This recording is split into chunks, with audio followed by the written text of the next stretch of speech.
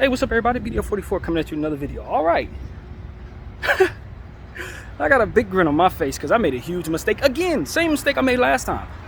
Last time it was Juneteenth. I walked down here to the courthouse thinking I can get something done. Today, I'm thinking it's a Friday because my body clock's thrown off because I ain't left the house in over a week. And it's Saturday. I get all the way down to the courthouse just to see it locked yet again. And my thing is, why is it locked? And I'm on the phone with my homegirl Kay, and she's like, oh my God, aren't they closed on Saturday? I'm like, Saturday? Ain't it Friday? Hell no, it ain't Friday. So this sucks because what I said initially about him bringing them the right day so that I can get down there and get it done, I can't get it done today. I have to wait 2 days into that process to apply for the appeal, and that's bad. That is really bad for me. But there is time. They count weekends. That's the point. In the other aspects of business, they don't count weekends. With this 5-day eviction, Saturday and Sunday is a day. Saturday, Sunday, a day. So it's like, can't get what I need done, even though I'm right in front of the place. I can't get what I need done because I ain't open.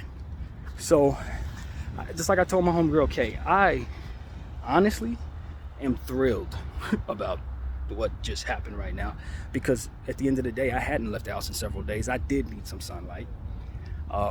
This does give me another preliminary walk down here, which makes it even easier based on my mental health and how foreign just doing normal stuff can tend to be for a person in isolation. This got me out of the house, and it allowed me to have a really nice conversation with my homegirl Kay, one of the longer conversations we've been able to have. So, the communication was worth the walk to me.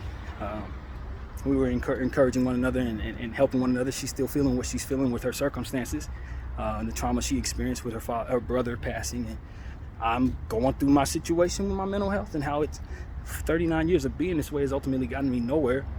And we were just uplifting one another, just positivity back and forth, honesty back and forth. You know what I mean? And we were able to really get some just build upon our friendship, which I value. I very much value her friendship, as you guys know. So that's what this conversation did for me, because I'm going through all this. I was able to talk to her all the way here. And maybe if my phone will allow me, I can talk to y'all all the way home. So that's what it is, man. I came down here thinking today was Friday. And it just speaks to how far away from where I need to be and how focused I need to be. I actually am. How far away I am from being as responsible as I want to be for the things that I'm ultimately asking the Lord to give me. And that's something also I was able to discuss with her. It's like, I recognize that I'm a man in his 30s, late 30s, obviously almost 40 now, that doesn't have certain things in his life in order. And I appreciate her for finding the balance between holding me accountable, but not pressuring me or making me feel worse about what it is I don't have. You know what I mean? It's like, that's what I appreciate about her. So I just wanted to say that on camera. It's like, it's really good to have somebody hold you accountable for what you ain't getting done right, but for them to find the balance and not make you feel worse, it's a real good thing. It's a real good trait. So yeah, that's what I have had happen today. I walked down here for no reason whatsoever, and I'm happy about it. I'm actually very happy about it. I love getting out of the house, and as of late, I couldn't bring myself to really choose to, because quite honestly, there's no reason to really do it. Only reason really I had to move around is to address these problems. Other than that, I stay in the house, and so this get me to a space where I could be out of the house again, even though, quite honestly, it didn't have much to it. It just came out the house to do basically nothing. But hey, man, it was a fortuitous mistake, and now we move forward in faith. Hopefully these next 2 days can be good for me, so I can just recalibrate what I need to do, and then from there address the situation on Monday. Dang, I don't know how I messed up the days that bad, man. I was listening to some lady. She had bought some, I don't know who the concert was for, but she bought some tickets, spent like $1,000 on some tickets or whatever, only to find out that she had messed up the days, that the concert was the previous weekend, she had missed it. And that just made me realize that my mother had done the same thing back in the day, way back in the day. Michael Jackson tickets, man, the biggest star in the world. She had bought Michael Jackson tickets. I think they were like $400 back in the days. It was like 1988 or something like that, way back. And so she bought them tickets, but the problem was that she had mistaken the date. Now, I think, if my memory recalls correctly, it was like the difference between a 6 and a 9 or something like that as it pertains to the number. It didn't font properly, they didn't print it right or something, Ticketmaster, whatever. I was a little kid, I don't remember this, but the point is, she was so devastated that she had messed up those tickets, because obviously it was Michael Jackson in the 80s, and I was a Michael Jackson fanatic of the highest order. There wasn't nobody who believed themselves to be more so a Michael Jackson than me. I thought I was him. And so with that being the case, she felt so devastated. She was so sad about that, and I had forgotten all about that story. And I just remember how peaceful I felt. Even though I was the biggest Michael Jackson fan in the world, I did not have that ungrateful energy toward my mother for making a mistake. I wanted her to be comforted and understanding that you tried to get me them tickets, and we would have saw Michael Jackson, and I may have made the same mistake you would have made in that situation. Mama, you got a lot going on. And at 4 years old, I just understood what my mother needed from me, because she felt so guilty for messing up something that she wanted me to have, that she knew was in my deepest heart. To see Michael Jackson in person, it was the most important thing to me at the time, but actually it wasn't. My mother was. And I just wanted to get that out, because I remember that from the story that just came by. This lady did the exact same thing. I think she was trying to take her son to the concert. I don't remember who it was, but it was somebody big, Kanye or something like that. But she had messed up the tickets, and I just remember that my mom and I had went through that, and my mom felt so bad. But just like I tell you guys, you know, there's moments like that that help me remind myself of the compassion that I have inside for disappointments or things that I would otherwise prioritize, and I don't get them. And maybe it's someone's fault, or maybe they can't come through for me. At 4 years old, I was able to not only forgive my mom for messing that up, but never approach blaming her for not getting that right. I was more so grateful at 4 years old that she would even go out to get the tickets. And so when she told me that she was going to get the Michael Jackson tickets, she brought them in the house, showed them to me. We were excited, but it was like when the day came, it was time to go. I wasn't so overly excited to go that when we found out we couldn't go, I was angry or sad or giving her anything other than, it's okay, mommy, don't worry, mommy.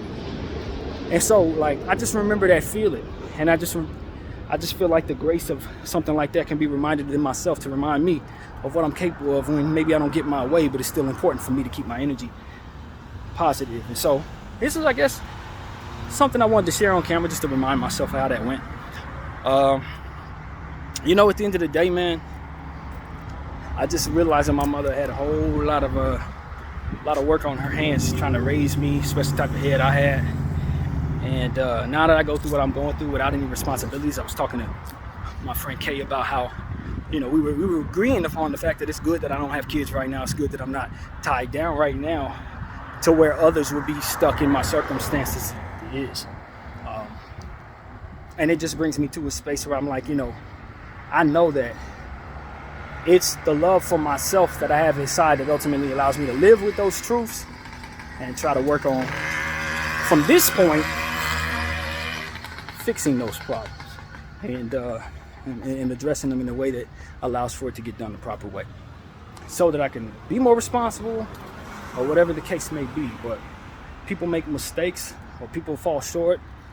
Sometimes it's not a reflection of how poor of a character they are. It just reflects on how they know how to survive, or how they know how to whatever it is.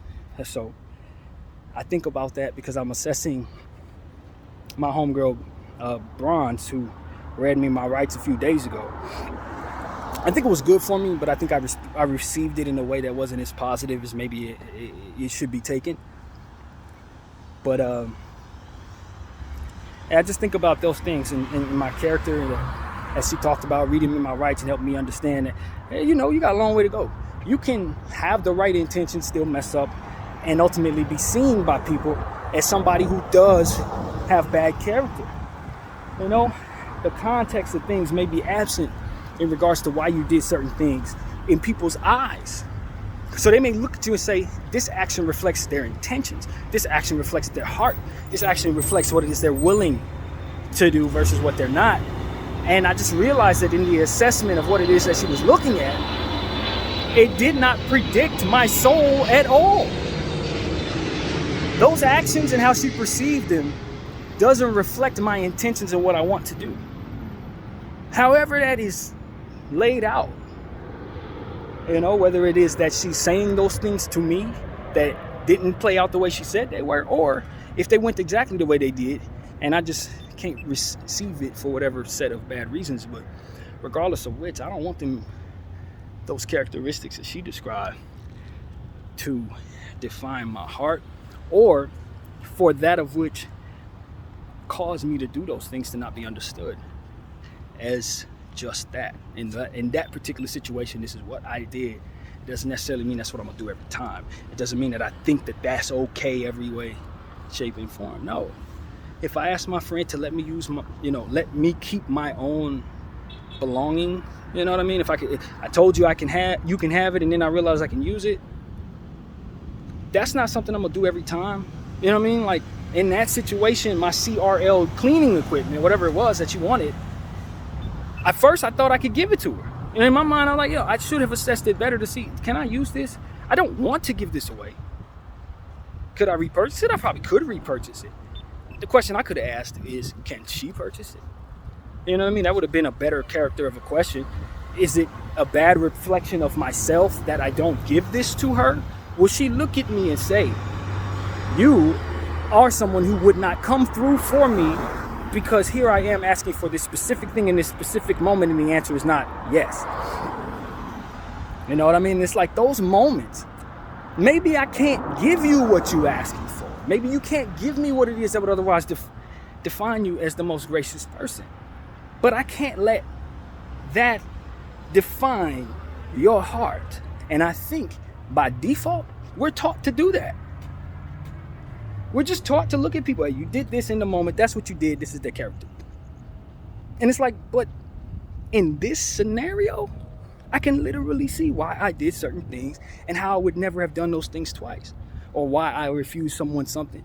But just the same, if they were asking me for something today, I would be happy to give them that same thing. And she was talking about the sandwich that I was trying to ask her to pay back. It's like, fam, I'll buy you a sandwich right now if that's what it comes down to.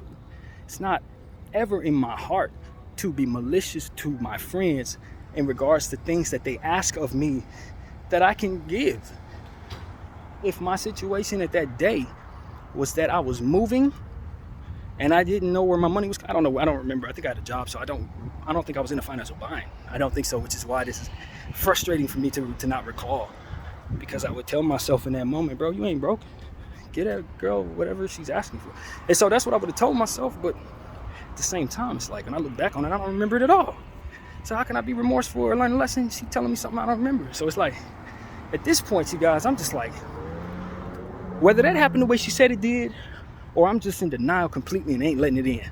The point is, when I look inside of myself and what I think is there, I don't see that at all. And when I look on myself and I ask myself, am I willing to do for others what it is that they've done for me or more? I want to believe, and I think I believe, the answer is yes. And everything that I would tell myself is yes. But then something comes into my life to challenge that, and I choose the other direction. Or that for which comes in that would otherwise allow me to choose that, if I choose that, it leaves other things that I'm responsible for neglected in my mind. However I perceive it, mind you. I don't have to be correct about that. But if I do this for you, I'm neglecting that type of thing. So it's like, how do I both be responsible and prove myself to be the good-hearted person that ultimately Karen just described me to be when she was telling me how well she receives me? It's like, if I can not let people who've known me since I was 7 years old, 6 years old see that, people who come into my life when I'm in my 30s, if they see that, I haven't done a good enough job of being that. That's all it tells me.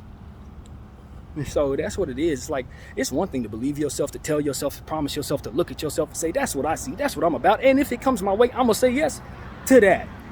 And then when someone comes to you, you say, well, nah, I can't do it. And so that's where I fail. That's where my character's at. It's like, damn, I really do believe myself to be a good person until it's time to inconvenience me with something I just refuse. And then I'm just suddenly just as bad as everybody else we don't like. You know what I mean? So that's where it is. It's like, damn, man, I hate the hypocrisy in my own self more than probably others do. because I'm truly genuinely believing that I'm not like that. And so that type of denial is like, damn, they really sent me for a loop these last couple of days. Because I'm like, well, damn, if it really went that way, and then it made me look at other things that I don't acknowledge as bad, it's like, well, damn, yeah, no, that's terrible. No, that aspect of my character is bad. She don't even really know that this thing here is there, but if she knew about that, she would hold me accountable for that. So it's just like, all right. At the end of the day, there's balance that needs to be found. You got to get better as a human being, and you got to accept the fact that you're going to fall short in certain situations when you assess things with the brain that you have. You got to let God in first, and then he will help you trickle down different conversations or whatever, different things, pointers that will help you what it is you're dealing with. But if you are refusing an opportunity to go to God, if you're a believer and you pride yourself like I do, saying go to God, get your energy right and all of that, if you are not going to go to him when you're faced with these conundrums, then you miss the point. That's the point. And so for me, it's like I go to God when I can think to go to God. The problem is sometimes when I need to be thinking to go to God, I don't think to go to God. It's a discipline, it's a conditioning, it's a thing of the mind. It's like, yo, I believe. Until that doubt comes across the street. Then I'm using my brain. It's like, oh, it's me. No, where God at? Wasn't God part of that just before, just a minute ago? Wasn't you just telling me that your faith can do all? Now you're faced with this, and now you can't apply no faith. Now you got to be in the world. You got to be worldly. And it's like, yo, I am that way. That's who it really is. And I allow myself not to see that a lot of times, and I'm going to overcome that. Be sitting up here walking down the street. You got to believe in God, and you can do it, you can do it. And then somebody come up here asking me for help. I'm like, does that benefit me? Am I going to be inconvenienced by this? Is it going to suck for me? Could this put me in danger? And then I'll be like, yeah, it may be, so let me just go ahead and say no and live with that. And then, as I've been doing, confessing that to y'all, living with the consequences, but like I tell myself, and I want you to know I tell myself this. I listen to my therapy session expressing to you guys how I didn't help my friend. There's a part of me that retorts to me as I say that shit in a way that says this: I don't care. I want y'all to know I say that to myself when I say I didn't help my friend because I needed to keep my apartment to myself for whatever stupid reasons that I believe in. I want y'all to know that I feel like God made this happen because I did that. I feel like God did all of these things, got me walking down the street for no damn reason, because of the mistake of not coming to God in a way that I pride myself coming to God when people come to me with stuff that I don't want to do. It's like, hold on. What I should have did when Lester sent me those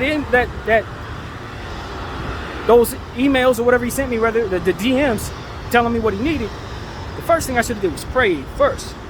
Not go to my own thinking, not go to none of that other stuff, but pray first. And that way, when you put that prayer out there, then you know that whatever you do after that, at least it's been addressed. If you show demons it's going to address it or whatever, God is somewhere in between those demons in that circumstance because you put him there. If you don't put him there, and you pride yourself on being a believer like me, trying to help others believe in all this, you're going to fail, fam.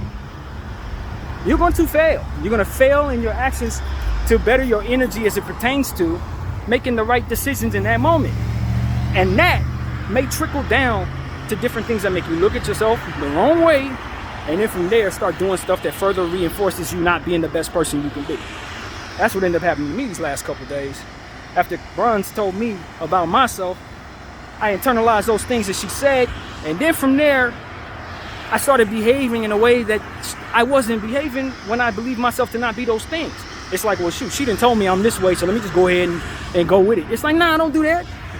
You're confirming her thoughts. You ain't describing what it is that she thinks is there. You're confirming that it's there. You have an opportunity to do the opposite. She said this, and this. Now you can say, nah, that ain't what it is, and let me show you. Instead of saying, yeah, you're right, let me go ahead and just say F it and let's do some more evil. And then the consequences of that hits you. And then you're not happy with that. And then you have to look at yourself and say, damn, she was right when she was never right. You were just confirming it.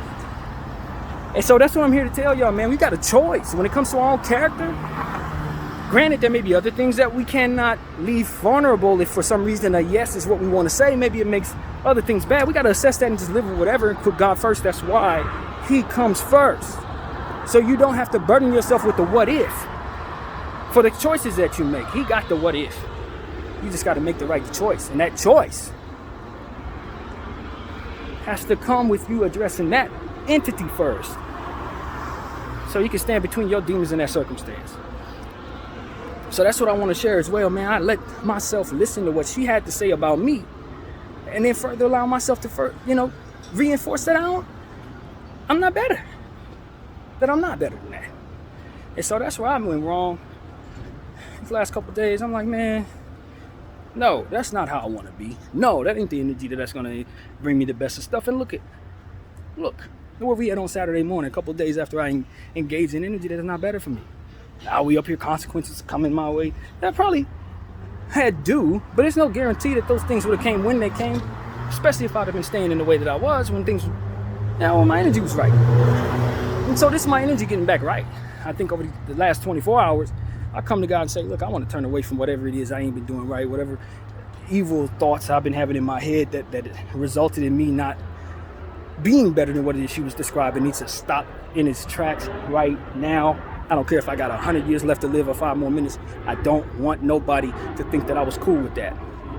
Being thought of as cheap, being thought of as somebody who doesn't have good character, being thought of as somebody who's selfish, ungrateful. My mom used to call me an ungrateful wretch back in the day when she felt I was engaging in ungrateful energy. She would say it a lot. Ungrateful wretch. And for me, it was like I truly engaged in ungrateful energy. She wasn't wrong. I didn't know the wisdom to appreciate like I know now. Wisdom to appreciate. You understand what I'm saying? Like, just when you know that you've been blessed with so much, but you've never been without enough to know that you should be thankful for what it is you have, that's what I was engaging in. Mommy always took care of me from day one, so I ain't never had to worry about anything she gave me. I was supposed to be entitled for.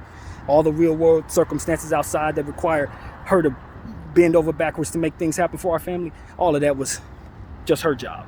Just snot energy. And so for me, it's like, it's hard to look back on myself in the same breath that I say that I was so grateful and so forgiving, or whatever the word would be, for the Michael Jackson ticket, fiasco.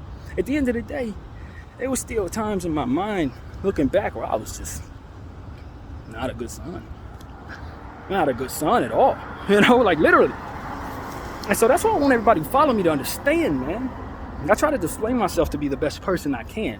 But one big cog in that machine is displaying my weaknesses and not running from them. Not letting people think I believe myself to be without bullcrap in my personality, or sin in my personality, or a need to be more responsible, or need to be better at heart. It's there. That darkness needs to leave me, and it's going to be a relationship with God that ultimately puts me in a position to brighten up. So, God, it's hot down this particular street. I should have crossed the street and had a little more shade, but this is good exercise. It's a good conversation. And I got, 15 more minutes to talk. Probably about 30 more minutes to walk. So it is what it is. But yeah, man, I would imagine that it would make sense for me to be a bit more anxious than I am for the circumstances I'm going through. It would make more sense for me to be a bit more anxious, given the fact that I just came down to this damn thing and it ain't open. And I got like 5 days to figure this out before they start coming back on my door talking about you got to get the hell out.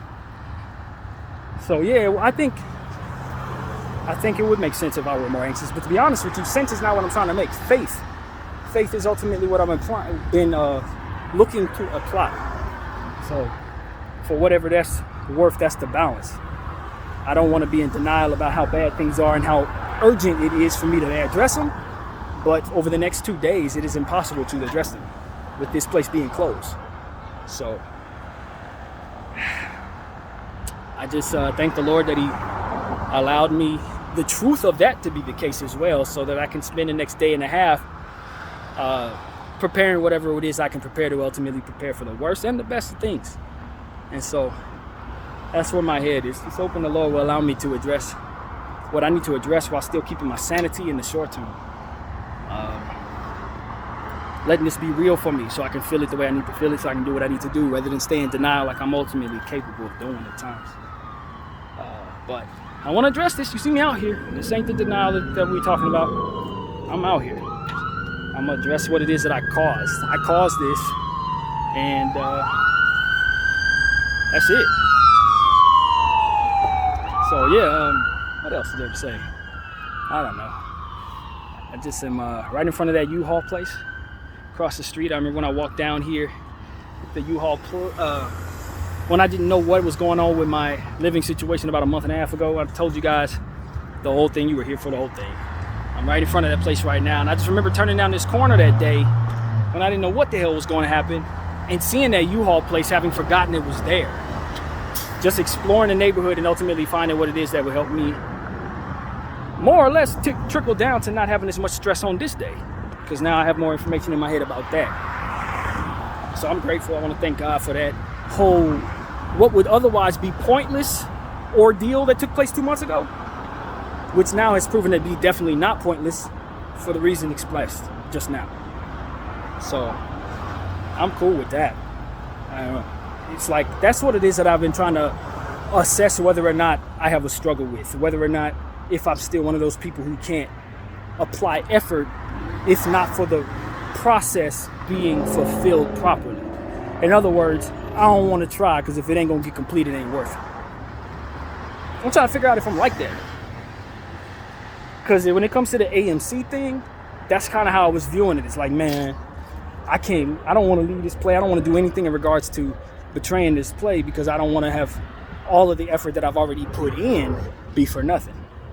I think applied in this particular situation for what it is that we're dealing with, that's the only way to look at it. You can't be sad about what looks like empty effort in regards to a play like that. And it feels empty, very empty. All of that assessing, all of that, not assessing, all the purchasing of shares, only for them to look like I never built any position, you know what I mean? Because they've done the stock split.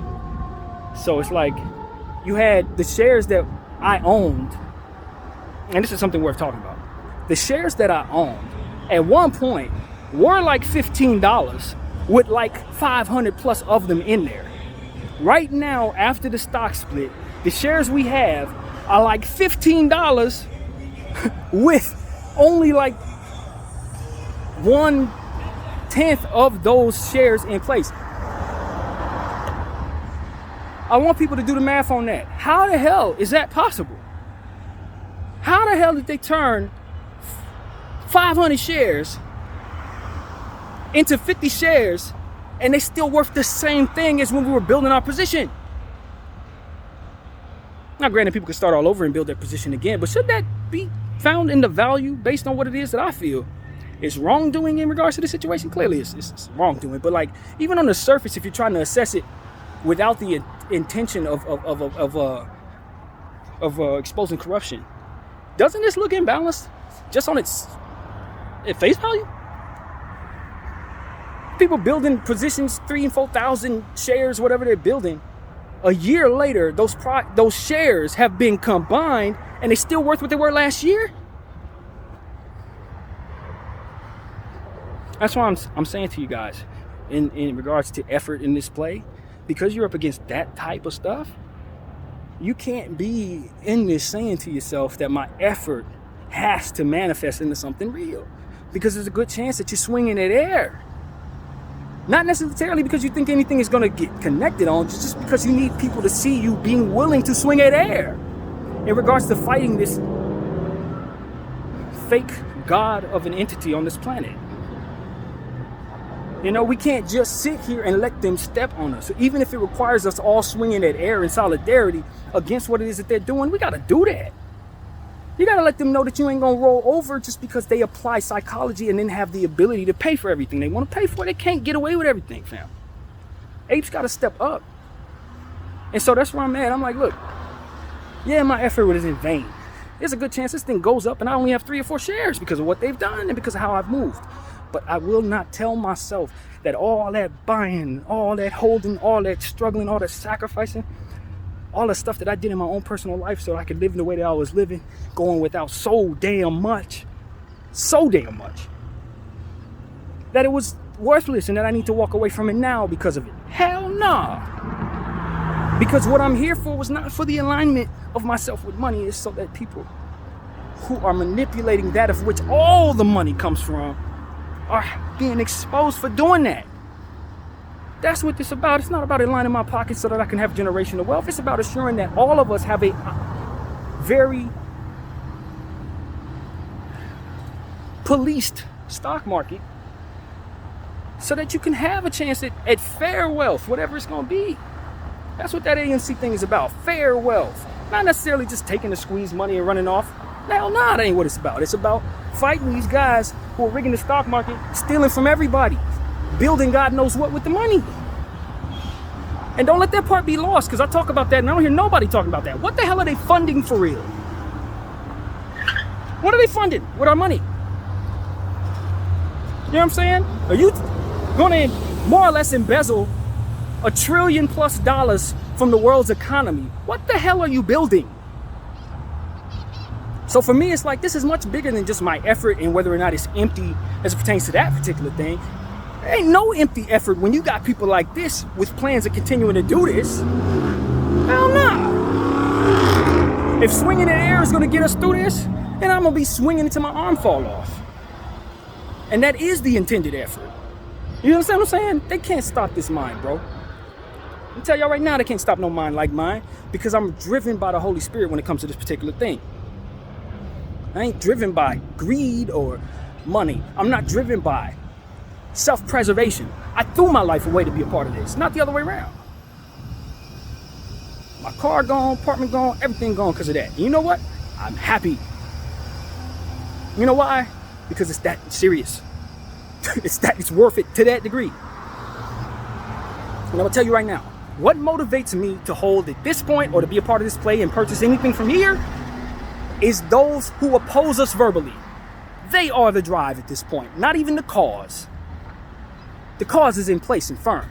The motivation to stay in place is them talking. FUD, fear, uncertainty, and doubt. Disrespect toward the apes. Continuing to taunt us and make fun of us on our platforms. Every time I see one of those posts, I'm aware that we are still a threat to those individuals. I'm aware that we still put ourselves in a position to take all of what it is they're investing in just by standing on this side of them and not changing this mindset. I tell you, man, I don't have a lot of things right in this life, but there's two things I'm certain of I have right. This and my relationship with God. And like I said, the squeeze ain't the motive no more. It's just swinging that air for the sake of swinging that air so that everybody can see. Swinging that air, when you're fighting people like this, gets them to react. And if the power of suggestion ain't that important, why are they reacting? I'm telling y'all, man, you got to stand up against entities like that. It's what liberation is made of. We've already been shown by our ancestors, wherever country you're at, whatever race you're from, you done already seen from your ancestors the power of standing against evil in the presence of great doubt and great moral danger, mortal danger. We've seen benefit to those who fell on that sword, benefit to the people and the cause, rather, for those who fell on that sword for that cause.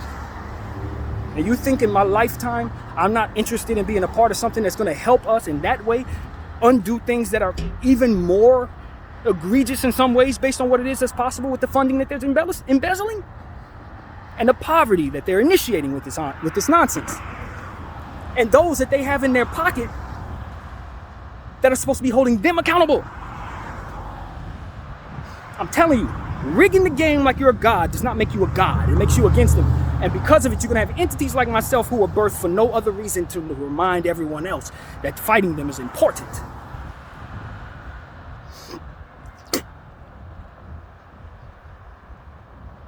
So that is exactly what I had to say right there. And I got 3 minutes to talk and I'm about 10 minutes away. So it is what it is, man. I wanted to get that off my chest because I want people to understand I do struggle with whether or not my effort is going to be in vain. But as it pertains to this particular effort, there is no such thing as vain. The only thing that's vain is those who are standing behind this thing in love with themselves as they do evil to others. That's what's vain. And I'm against it. So that's really what it is, man. And the evil inside my own heart is not better than theirs. Get back to where I went. Yo, my demons ain't no better than their demons. We all need God. We were burning together for the stuff that we did. It's not about that. It's about understanding beyond a shadow of a doubt that this is ultimately something that needs to be done so that they don't continue to steal from our children, steal from their children, and ultimately fund whatever it is that they're doing. Which ain't building nothing for us. Guaranteed. So, look, as I've always said in this camera, I think that our generation and who is alive today is a discarded generation. They're extracting from us our information, extracting from us our rhythms, our DNA, and our taste. And they're going to apply it to AI in the future. That's all we're for. And I reject that completely. And someone did. You will see that in the history books as I leave these here. Someone rejected that stuff completely. And that's what I hope to have done here. So, yeah, man, I'm an ape till I'm out of here. Whether this thing squeezes or not, I don't care. It don't have to squeeze at all. The people who are doing this on the other end of it have to know that we'll fight them to the end of the life that we're in. That's what needs to happen. Not necessarily any other thing than that. They need to know that we ain't stopping, even if it doesn't benefit us in any way. Because what we're doing this for ain't just for us. It's for the people who started this that are no longer with us, and the people they're hoping to embezzle from in the future, for which we will not allow them to. So that's what I'm here to say, man. I want all your hedge funds that follow me, and I know it's probably a few. I want you guys to know, I pray for you. I'm not sitting up here because my demons are not better than yours. I just know that yours affect more people, and somebody has to stand against you. An entity of people need to stand against you for the betterment of all of us, including you. And the blowback that comes from the actions of your behavior and how it's going to fall back on you in the end. So that's what I got to say, man. Karma comes for all of us, whether you believe in it or not, it's still coming. Whether you believe in God or not, he's still there. And those who want to pretend like they're God, they can't change the math in front of them. BDF 44, I thank you all for watching.